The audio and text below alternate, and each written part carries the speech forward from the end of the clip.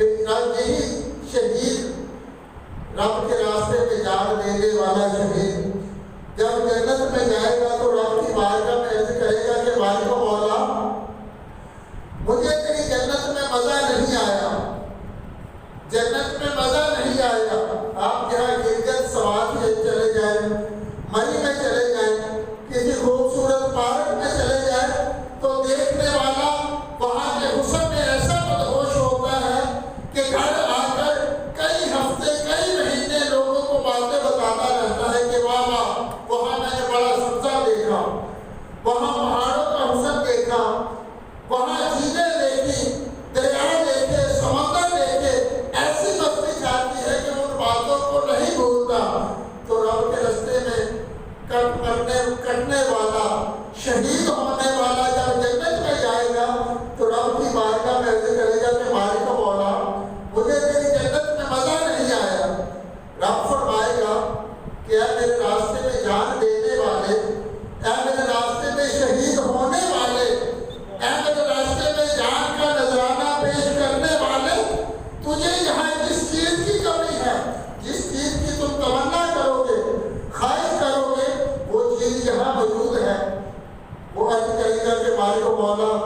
جنت کی حوریں بھی دیکھ لی، جنت کے پھل بھی کھا لیے، دودھ اور شہد کی نہروں کا مزہ بھی لے لیا، جنت کے حسن کے نظارے بھی دیکھ لیے، مگر مجھے مزہ نہیں آیا۔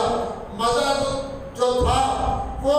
جان دیتے ہوئے، تلوار چلتے ہوئے، خنجر چلتے ہوئے، تیروں کے سائے میں جو مزہ آیا تھا وہ تیری جنت میں نہیں آیا۔ میں چاہتا ہوں کہ مالک و مولا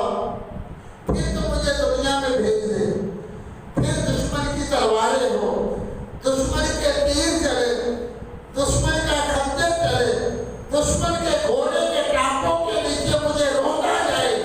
شہید کر دیا جائے، پھر تو مجھے زندہ کرے، پھر مجھے دشمن کی تلواروں سے شہید کر دیا جائے، پھر زندہ کیا جائے۔ مالک و مولا مجھے تیری جنت سے زیادہ تیرے راستے میں بار بار شہید ہونا، دشمن کی تلواروں کے نیچے آنا، دشمن کے گھوڑے کے ٹانپوں کے نیچے آنا مجھے جنت سے زیادہ عزیز ہے۔ سبحان اللہ۔ کہ مجھے مالک و مولا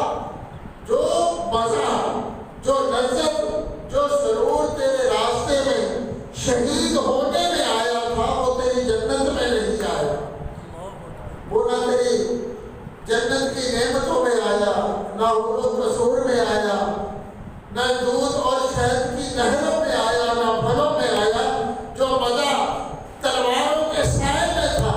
تیروں کے سائے میں تھا کہ دشمن کی تلوار چل رہی تھی، میرا گلا کٹ رہا تھا، میں تیرے حسن میں، تیرے جلووں میں مدہوش تھا، دشمن میری آنکھیں نکال رہا تھا، میری ٹانگیں کاٹ رہا تھا، میرے بازو کاٹے جا رہے تھے، تیرے حسن میں، تیرے جلووں میں میں ایسا مدہوش تھا، مجھے ایسی لذت اور سرور آ رہا تھا کہ میں چاہتا ہوں پھر تو مجھے دنیا میں بھیج دے، پھر مجھے دشمن کی تلواروں سے شہید کر دیا جائے، پھر میں زندہ کیا جاؤں، پھر دشمن مجھے شہید کر دے، پھر مجھے تو زندہ کرے، بس یہی عمل ہوتا رہے، مجھے یہ عمل میری جنت سے کہیں بڑھ گیا ہے کہ شہید ہونے والے کو یہ رب کے حسن کے جلوے، رب کے جلوے کے نظارے ایسا مدہوش کرتے ہیں کہ اسے نہ تیر لگنے کا پتہ چلتا ہے، نہ تلوار سے کٹنے کا پتہ چلتا ہے، وہ تو رب کے جلووں میں ایسا مدہوش ہوتا ہے کہ تکلیف کا احساس تک نہیں ہوتا۔ تو سوچے اگر حسن یوسف کو دیکھ کر عورتیں مدہوش ہو کر اپنے ہاتھوں کو کاٹ لے، اپنے ہاتھوں پر لہو لہان کر لے، تکلیف کا احساس نہ ہو، تو جس شہید کے سامنے، جس بندے کے سامنے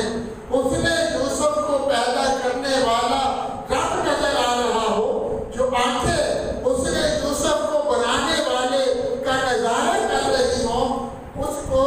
دشمن کی تلواروں سے کٹتے ہوئے تکلیف کا کس طرح احساس ہو سکتا ہے؟ سبحان اللہ۔ رب کائنات کی بارگاہ میں التجا ہے، دعا ہے کہ رب کائنات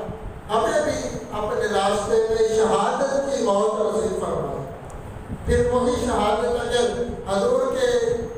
گنبد کو دیکھتے ہوئے مدینہ طیبہ کے نظارے کرتے ہوئے مدینہ شریف میں شہادت کی موت آ جائے پھر تو یقیناً ہمارا بیڑا پار ہے۔